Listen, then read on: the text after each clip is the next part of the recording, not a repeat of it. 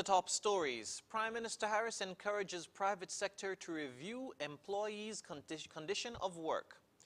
Pediatric COVID-19 vaccine rollout begins in Trinidad and Tobago, and UK's Boris Johnson faces renewed pressure over Partygate photos. Hello and welcome to the ZIZ Midday Newscast. Today is Thursday, the 26th of May, 2022.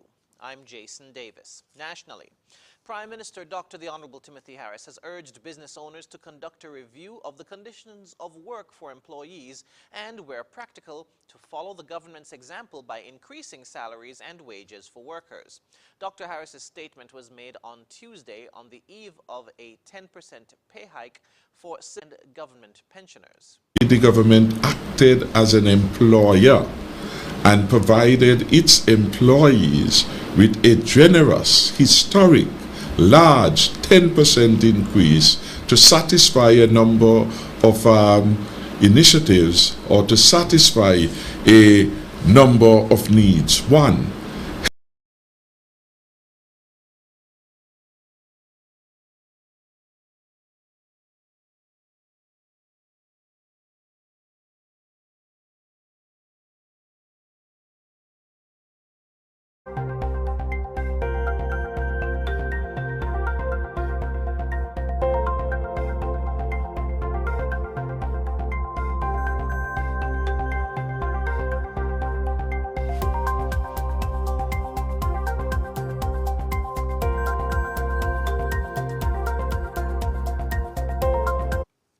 We apologize for that break in the newscast, but continuing with the story, while some are suggesting an increase in the federal minimum wage, which currently stands at $9 per hour, Dr. Harris, who's also the Minister of Finance, said this cannot be done without extensive stakeholder consultations.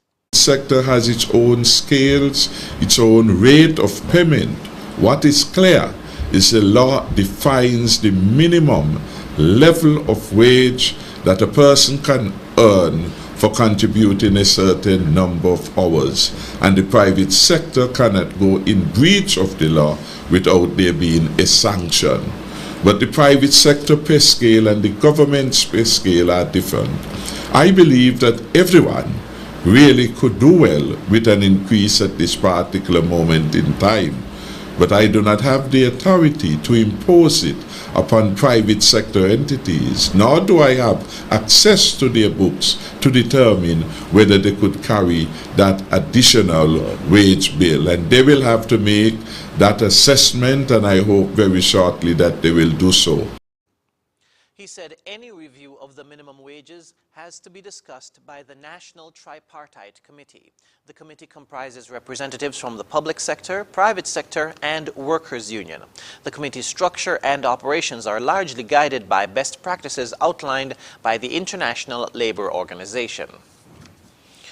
4 police officers have been confirmed in their ranks, and 11 were promoted to take on new leadership roles in the Royal St. Christopher and Nevis Police Force. Officer Ray Farrell received his letter of confirmation in the rank of sergeant, while officers Devon Govaya, Abigail Percival Allen, and Moira Hazel Mills were confirmed in the rank of corporal.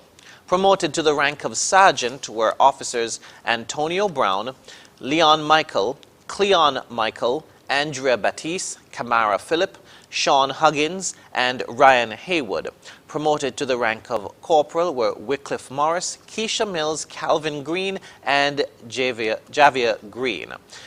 Commissioner of Police Hilroy Brandy handed over the letters during a recent brief ceremony. He congratulated the officers on their achievement and encouraged them to be disciplined, adding that one of them could become commissioner one day.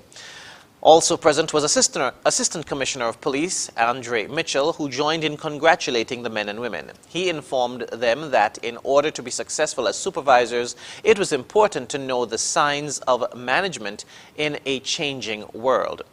According to the force, promotions and confirmations are carried out regularly within the Royal St. Christopher and Nevis Police Force, as the organization is one in which opportunities for upward mobility frequently become available. In other news, Malachi Lestrade of the Maud Cross Preparatory School in Nevis has been named the winner of the OECS Virtual Science Fair Competition 2021 on Nevis. To commemorate the United Nations International Day for Biological Diversity, the Environmental Sustainability Division of the OECS Commission partnered with the Ministry of Education in each of the member states to host a virtual science fair. The students who participated were asked to create a project on how to create a natural resource. They were also expected to create a 1-minute video summary on the project and submit it to their respective departments of education. 11-year-old Malachi submitted a plant conservation project using pepper seeds from his mother's kitchen to raise seedlings in a used egg carton. He copped the winning prize of a Samsung tablet. Second place went to Kalia Powell of Ivor Walters for her water conservation project. She won an Amazon tablet. Charlestown Primary's Shakela Paris won third place for her water conservation project, taking home a Samsung smartphone. The UN International Day for Biological Diversity, observed on May 22 annually, aims to increase understanding and awareness of biodiversity issues worldwide. We now move to news on the regional scene. In Trinidad and Tobago, the rollout of the pediatric Pfizer COVID-19 vaccines to children between 5 and 11 years old began on Wednesday at a number of vaccination sites across the country. Here's more. On January 21st, 2022, the Strategic Advisory Group of experts attached to the World Health Organization recommended using the pediatric Pfizer-BioNTech COVID-19 vaccine for this age group. Chief Medical Officer Dr. Roshan Parasuram explained that the dosage is lower than what is recommended for the 12 to 18 age group. And it actually is a lower dosage than that authorized for persons 12 years and older. Children to be given 2 doses at 10 micrograms, the adult which is 0.2 mils each. This is opposed to 30 micrograms, 3 times the dosage which is given to 12 and above. The second dose is to be given 4 to 8 weeks after the first dose. Dr. Parasuram is urging parents desirous of getting their children inoculated against COVID-19 to have their children medically assessed before doing so. He also outlined some of the side effects. Fever, which usually lasts a day or 2, pain at the injection site, and some tiredness. Very rare complications, myocarditis and pericarditis, similar to the 12 and above, hypersensitivity, and of course, in terms of contraindications, a history of anaphylaxis or allergic type reactions to any component of the vaccine. Guyana's Home Affairs Minister Robson Ben has added his voice to a physical altercation between a policeman and a motorist. It could be that the motorist who threw the first punch might be headed to court. Here's more from Travis Chase. The actions of a traffic cop who was involved in a fight with a motorist seems justified, and that motorist is likely to be charged for assaulting a peace officer. That's the word from the Minister of Home Affairs, Robson Ben, who spoke with Nightly News on the sidelines of an event on Wednesday morning. Based on what I've seen, that there was indeed justification for the traffic police rank to defend and protect himself. And I'll say no more until the probe is finished. A social media post showed the video of the incident when the police rank and the motorist traded punches. It would appear also that it was the motorist, Narayan Ramdhari of East Bank Berbice, who threw the first punch after the policeman approached him after he stopped at a no-stopping area. For Minister Ben, he is encouraging citizens to record their interactions with law enforcement officers. When there's any interaction with the police force, good or bad, that person should take out their cell phones and make a video and audio recording of the interaction. I think that will go a long way towards helping relations, avoiding uncalled for behavior, and bringing a question of greater respect in the police community relations. Already, Acting Commissioner of Police Clifton Hicken said that an investigation will be done in an effort to mitigate against this type of behavior. A taxi driver assaulted a peace officer, and that, as far as I'm aware, is a charge under Guyana's laws. The taxi driver, I believe too, was being engaged by the police officer because he was blocking the road or making some kind of traffic infringement and was not cooperating.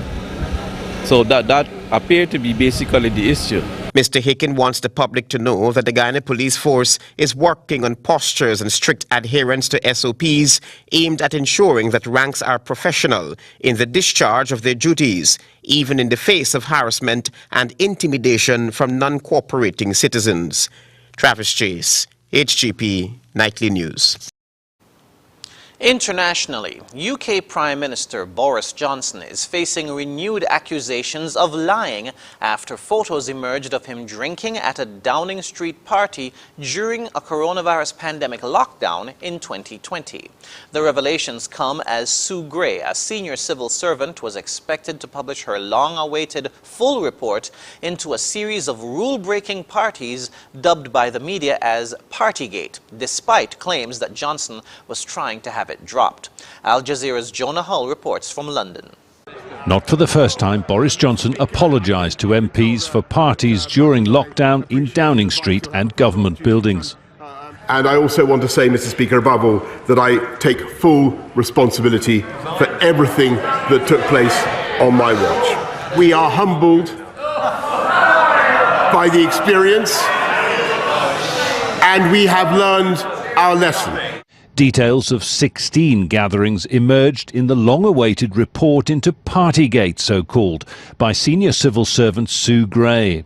It describes failings of leadership and judgment at the heart of government, a culture of excessive drinking, while too little thought, she says, was given to what was happening across the country. A police investigation handed 126 fines to 83 people in government, including one to the Prime Minister himself. Johnson believes the gatherings he attended, briefly, had been work-related and within the rules. What happened afterwards, he said, late-night drunken revelry, was news to him. I had no knowledge of those subsequent proceedings because I simply wasn't there. And I have been as surprised and disappointed as anyone else in this House as the revelations have unfolded. The opposition reacted with predictable fury. This report will stand as a monument to the hubris and the arrogance of a government that believed it was one rule for them and another rule for everyone else. Whether Johnson's future is in doubt depends on the response of MPs within his own party. I made my point and my position very clear to the Prime Minister. He does not have my support. But a question I humbly put to my colleagues is, are you willing, day in and day out, to defend this behaviour publicly? For months now, Conservative Party MPs have been saying that they would hold off triggering a leadership contest against Boris Johnson until the Sue Gray report was published. But the reality is there wasn't much in it that isn't already in the public domain. No major surprises. It may well be that the next benchmark against which the Prime Minister is to be judged is the question of whether he knowingly misled Parliament when he told MPs last December that no party had been held, no rules had been broken. If a pending parliamentary inquiry finds he did lie to MPs, that would be an offence for which a Prime Minister would be expected to resign. In the meantime, opinion polls suggest 59% of Britons think Johnson should resign anyway. The Partygate saga isn't over yet. Jonah Hull, Al Jazeera, London. And now for the weather. Current conditions are cloudy skies. The temperature for today is 29 degrees Celsius or 85 degrees Fahrenheit. Winds are a moderate breeze of 14 miles per hour from the east-northeast. Seas are moderate with waves of 5 feet.